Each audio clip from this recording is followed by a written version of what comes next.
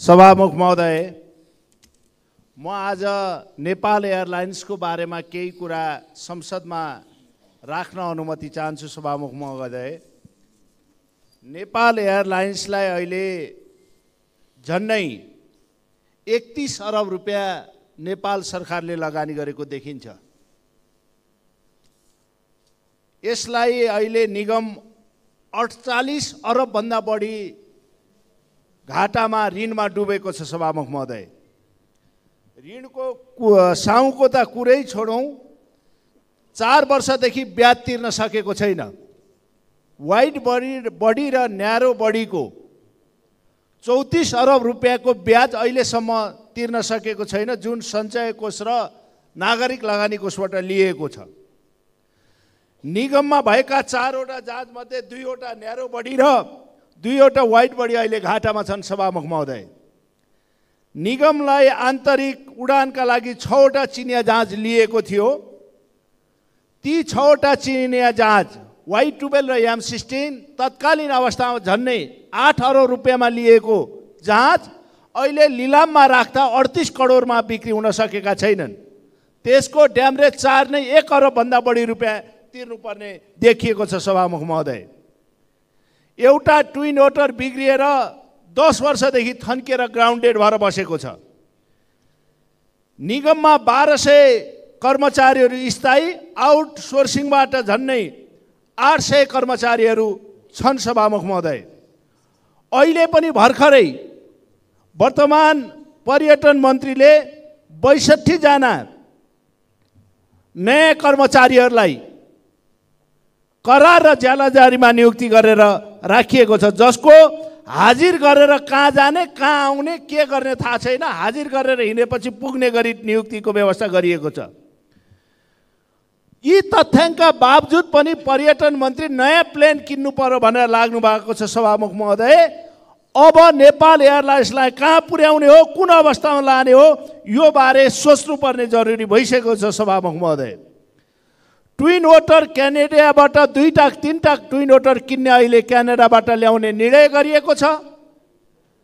झन्डै त्यो आफ्नै समितिले नेपाल एयरलाइन्सको, नेपाल वायुसेवा निगमको आफ्नै समितिले यो अहिले हामी ल्याउन सक्ने अवस्था छैन, यी जहाजहरू उत्पादन हुन छोडिसकेका छन् भन्दा टेन्डर 1 महिना अगाडि लागू गरिएको छ। सभामुख महोदय,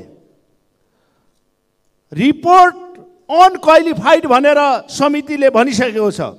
जुन जहाजहरू अहिले प्रोडक्सनमा छैनन्, 300G भन्ने प्लेन ल्याइँदैछ, जुन अहिले प्रोडक्सनमा छैनन्। सभामुख महोदय, त्यसमा ल्याएर झन्डै 18 करोड नेपाली पैसा कमिसन खाने खेलमा लागिएको सूचना प्राप्त भएका छन्। तैपनि म देख्दैछु सभामुख महोदय, मन्त्रीज्यू असाध्यै सुधार गर्न लागेको आभास मिलेको छ। एउटा झाडु र क्यामेरा लिएर मन्त्रालयमा प्रवेश गरेर फोटो खिचेर बाहिर ल्याउने पद्धतिको विकास भएको छ। यसरी मुलुक कहाँ जाने हो? सभामुख महोदय, सस्तो पपुलरिजमका लागि आफ्नो मन्त्रालयको कार्यकक्ष सफा गर्न टिभी लिएर पुगेर त्यो भिडियो हालिदिएपछि सबभन्दा क्रान्तिकारी र राम्रो मन्त्री हुने हो भने मुलुक कसरी विकास गर्ने? सभामुख महोदय, त्यसमा सरकारको ध्यान जाओस् भनेर अनुरोध गर्न चाहन्छु। सरकारले सुशासनको नाउँमा सभामुख महोदय लार्कार लामा जस्ता मान्छेलाई नियुक्ति गरिएको छ। लुम्बिनी विकास कोषमा गौतम बुद्ध शान्तिका दूतको नाउँमा लक्करमा गोली राख्ने मान्छेलाई नियुक्ति गरेपछि देशको हालत के होला? सभामुख महोदय, सरकारको ध्यान आकृष्ट होस् भनेर म अनुरोध गर्न चाहन्छु। मैले सत्तारूढ दल र प्रतिपक्षका रूपमा यसलाई हेरेको होइन। नेपालको मन्त्रीहरूले व्यक्तिगत स्वार्थमा काम गर्न थाले भने मुलुक कहाँ जाने हो? त्यो चाहे सत्तापक्षको होस् चाहे प्रतिपक्षको होस्, सरकारले देशको बारेमा काम गर्नुपर्ने हो। व्यक्तिगत इन्ट्रेस्टमा नियुक्ति हुन थाल्यो भने मुलुक कहाँ जाने हो? कामका आधारमा होइन, दामका आधारमा नियुक्ति हुन थालिए यी घोर आपत्ति छ। सभामुख महोदय, म फेरि अनुरोध गर्न चाहन्छु, चाहे नेपाल एयरलाइन्समा भएको नियुक्ति होस्, चाहे नेपाल एयरलाइन्समा होस्, चाहे पशुपति विकास कोषमा होस्, चाहे लुम्बिनी विकास कोषमा होस्, भएका नियुक्ति एकचोटि हेरियोस्। अदालतले पनि कतिपय ठाउँमा खारेज गरिएको छ। नियुक्ति हुन पाएको छैन। 99 वर्षका लागि लिजमा जग्गा अर्को कम्पनी कम्पनीलाई विदेशीलाई दिने परम्पराको सुरुवात भयो सभामुख महोदय। यो बारेमा गम्भीर रूपमा सरकारलेसँग म जवाफ चाहन्छु सभामुख महोदय। मैले यो कुरा गरेँ। केही दिन पहिला सभामुख महोदय इजरायलमा एउटा प्लेन पठाइयो। इजरायलमा न्यारो बडीको एउटा प्लेन पठाइयो सभामुख महोदय, जुन प्लेन आज 140 दिनदेखि ग्राउन्डेड भएर बसेको छ। इजरायलको आइए भन्ने कम्पनीमा एग्रिमेन्ट भएर त्यो न्यारो बडीको प्लेन ल्याइएको थियो, बनाउनको लागि पठाइयो। 90 दिनसम्म बनिएन भने अर्को इन्जिन हालेर पठाउने एग्रिमेन्टमा उल्लेख छ। तर आज 140 दिनसम्म त्यो प्लेन त्यहाँ थन्किएर बसेको छ, ग्राउन्डेड भएर बसेको छ। आजसम्म ल्याउन सकिएको छैन न्यारो बडीको प्लेन इजरायलबाट सभामुख महोदय। त्यो रिपेयर गर्न त्यहाँ पठाइयो। 10 दिनभित्र त्यो रिपेयर भएन भने नयाँ इन्जिन हालेर पठाउने आइए को कम्पनीको नाउँमा उल्लेख गरेर एग्रिमेन्ट भएको छ। तर आज 140 दिनसम्म त्यो प्लेन नेपाल ल्याउन सकिएको छैन। तैपनि नयाँ प्लेन किन्ने भाडामा नयाँ एउटा टेन्डर गर्ने, अरू भाडामा ल्याउने, आफूसँग भएको प्लेन नचलाउने, यो प्रवृत्तिले मुलुक कहाँ जाने हो, मुलुकलाई कहाँ लान खोजिँदैछ र नेपाल एयरलाइन्समा कहाँ पुर्याउन खोजिएको हो, यसको जवाब म चाहन्छु सभामुख महोदय। संसदमा त्यही तपाईँसँग अनुरोध गर्न चाहन्छु। नेपालको सुरेश लाल श्रेष्ठ भन्ने कम्पनीका एजेन्ट नियुक्ति गरिएको छ। उहाँलाई शुद्ध तपाईँको अहिले त्यो भाडामा ल्याइएको प्लेन, टेन्डर गर्न लागि प्लेनका एजेन्टहरू मार्फत लिएर नयाँ कम्पनीलाई फेरि इन्जिन नयाँ नयाँ इन्जिन राखेर नयाँ इन्जिन ल्याउने नाउँमा राख्ने नाउँमा कमिसनका खेलहरू भइरहेका छन् सभामुख महोदय। त्यति मात्र होइन, पर्यटन मन्त्रालयमा सभामुख महोदय अहिले 2 स्टार होटललाई 4 स्टारको अनुमति दिन लाग्यो। 2 तारेलाई 4 तारेको, 4 तारेका दिन त्यहाँ त्यसको आइई भएको छ कि छैन हेरिनुपर्ने जरुरी छ। त्यसका कतिवटा कोठा छन् त्यो हेर्नुपर्ने जरुरी छ। 30 वटा कोठा नभएकोलाई 4 तारे होटलको अनुमति दिन पाइँदैन। त्यहाँ रेस्टुरेन्ट भएको हुनुपर्छ। रेस्टुरेन्ट मात्र होइन, ब्याङ्क्वेट भएको हुनुपर्छ, कफी सप भएको हुनुपर्छ, लबी हुनुपर्छ, स्यालुन हुनुपर्छ। अझ त्यति मात्र होइन, गार्डन हुनुपर्छ, अपाङ्ग मैत्री भएको व्यवस्था हुनुपर्छ। त्यति मात्र होइन सभामुख महोदय, यो हामी जाने लिफ्ट हुनुपर्छ। त्यति मात्र होइन, ट्राभल डेस्क हुनुपर्छ, फायर सेफ्टी हुनुपर्छ।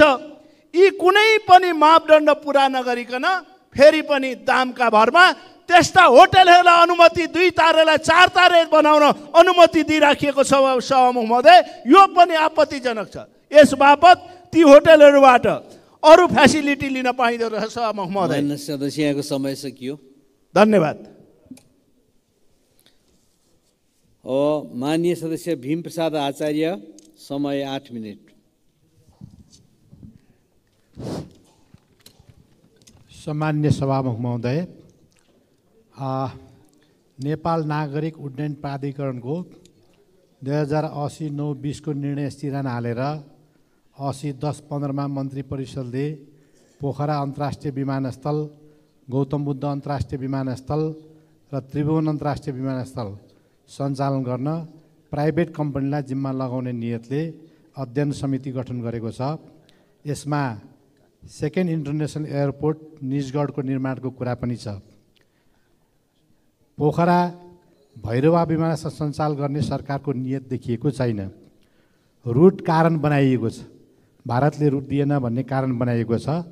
तर भैरवा रुट नदिएको साँचो भए तापनि सिमराको रुट, काँकडबिट्टाको रुट, हिमालय माथिका रुटहरू प्रयोग गरी पूर्वी एसिया, दक्षिण पूर्व एसिया, दक्षिण एसिया, पश्चिम र मध्यपूर्वका विमानहरू चलाउन सकिन्छ।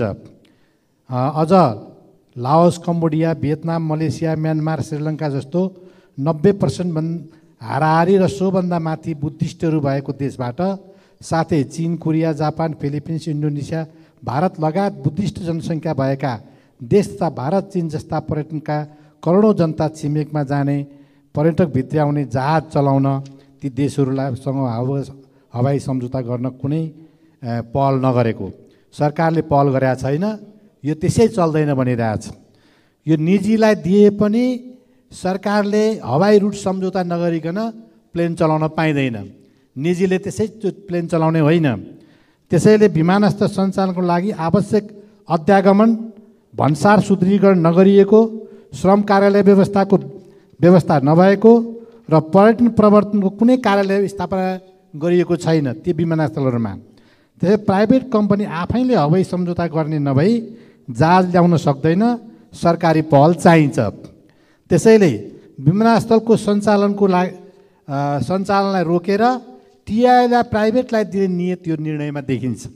यी दुईटै विमानस्थल सञ्चालनलाई रोकेर यो टिआईए जो पहिलेदेखि नै प्राइभेटले जाने धेरै प्रयत्न गरिरहेको थियो, यहाँ हवाई माफियाहरूले त्यसको पहल गरिरहेका थिए, त्यो टिआईएलाई यो प्राइभेट कम्पनीलाई दिने नियतले ती दुईटै विमानस्थललाई सञ्चालनमा रोकेर यो चाहिँ के भन्दाखेरि प्रपञ्च रचेको देखिन्छ। अब टिआईएलाई प्राइभेटमा दिनु असाध्यै गलत हुन्छ। त्यसको कारण के हो भने टिआईए वार्षिक आम्दानी 12.12 अरब छ र नियमित खर्च 1.5 अरब मात्रै छ र 11 अरब त्यो नाफामा चलेको विमानस्थल हो।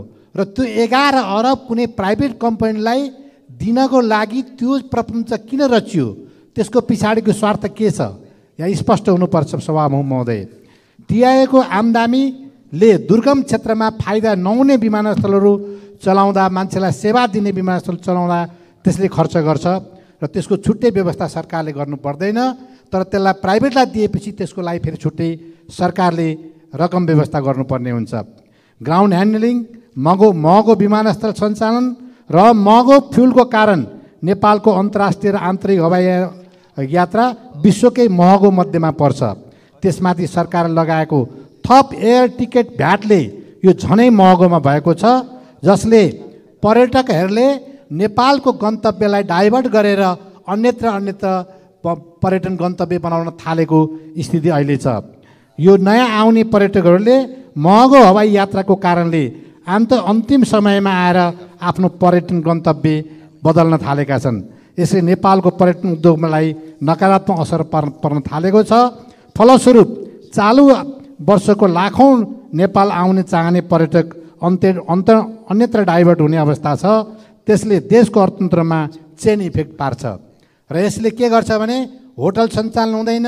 यो अलिकति भ्याटमा सरकारले लोभ गर्यो, तर त्यसले पर्यटक आउँदाखेरि अनेकौँ क्षेत्रबाट सरकारको राजस्व उठ्ने, देशको अर्थतन्त्र चलायमान हुने कुरामा सरकारले नजरअन्दाज गरेको छ। त्यो भ्याट तुरुन्तै खारेज हुनुपर्छ। फलस्वरूप चालु आर्थिक वर्षमा लाखौँ नेपाल आउन चाहने पर्यटकहरू अन्यत्र डाइभर्ट हुने अवस्था छ।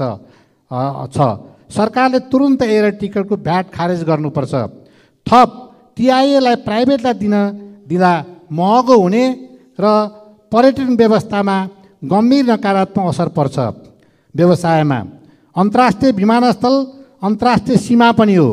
यसको स्लट र फ्लाइट पर्मिसन, आम यात्रीहरूको व्यक्तिगत गोपनीयता, पहुँच, विमानस्थल सुरक्षा प्राधिकरण ऐन 2052ले विमानस्थल सञ्चालनकर्ताले सुरक्षाकर्मी समेत परिचालन गर्न सक्ने व्यवस्था छ र त्यो व्यवस्था अन्तर्गत कुनै विदेशी कम्पनीले त्यो एयरपोर्ट सञ्चालन गर्ने मौका पाएमा विदेशी सुरक्षाकर्मी त्यहाँ सञ्चालन हुन सक्ने बाटो खुल्ने परिस्थितिले हाम्रो देशको न्युट्रालिटी भङ्ग भई अहिलेको अन्तर्राष्ट्रिय ध्रुवीकरणमा शक्ति केन्द्रहरूको क्रीडा स्थल बन्ने र नेपाल अर्को, इजरायल अर्को, गाजा र अर्को चाहिँ युक्रेन बन्न सक्ने खतरा निम्ति सक्छ र यो शक्ति राष्ट्रहरूको क्रीडा स्थल यो बन्न सक्छ।